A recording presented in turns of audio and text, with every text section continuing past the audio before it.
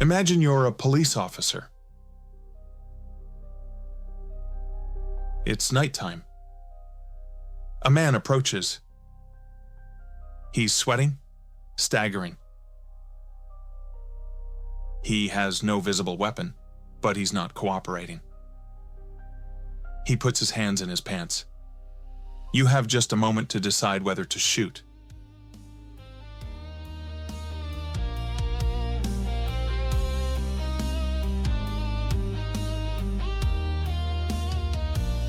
Rules are not the same everywhere. In many European countries, like Italy, police shoot only as a last resort. In the United States, however, rules differ from state to state, from city to city. There's no single federal law, but a precedent that changed everything. Graham versus Connor.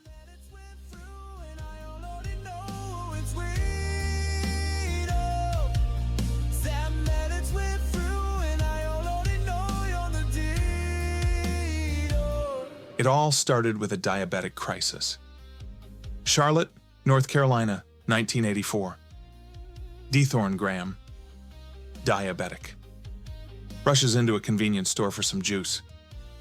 There's a line. He immediately leaves and returns to his friend's car. He's agitated. Officer Connor sees him. He suspects a robbery. He stops the car and checks. The friend explains. He's sick. He's diabetic. But the officer calls for backup.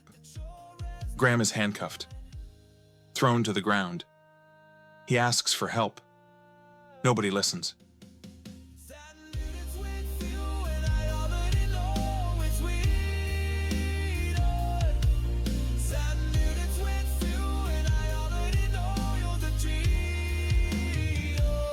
Eventually, no crime is committed. But Graham is injured. Graham sues. The case reaches the Supreme Court.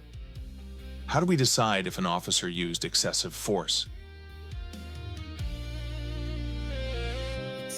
The answer: judge from the officer's perspective at that moment. Only what the officer perceived matters, not if the suspect was innocent or unarmed.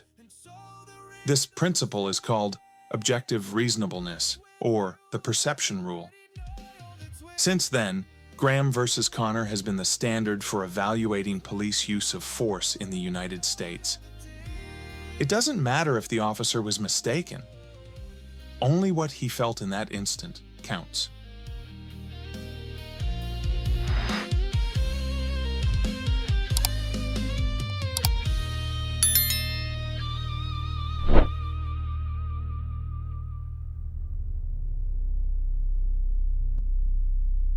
It's a principle meant to protect those risking their lives, but it has a dark side. Many critics argue no one can truly know what an officer perceives in those few seconds. This grants great discretion, often with tragic consequences, especially for minorities or vulnerable people. It's enough to say,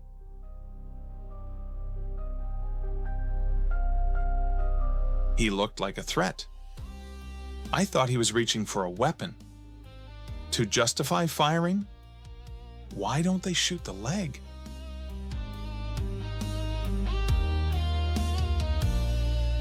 Because officers train to survive. They shoot at the torso to neutralize the threat immediately.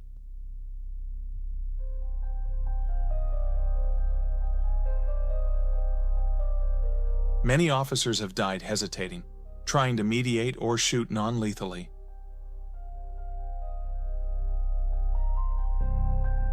In tense situations, every gesture counts. If a suspect doesn't cooperate or becomes agitated, the officer is already at a disadvantage.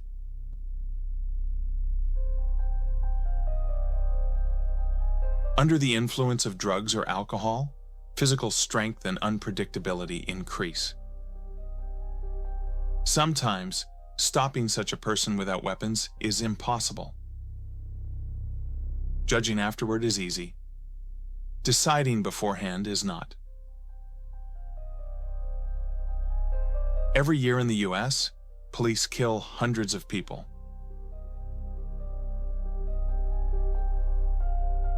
Videos often shock. They appear to show abuses or mistakes. Sometimes they really are. But judging after the fact isn't like being there, facing a choice that can end a life in an instant.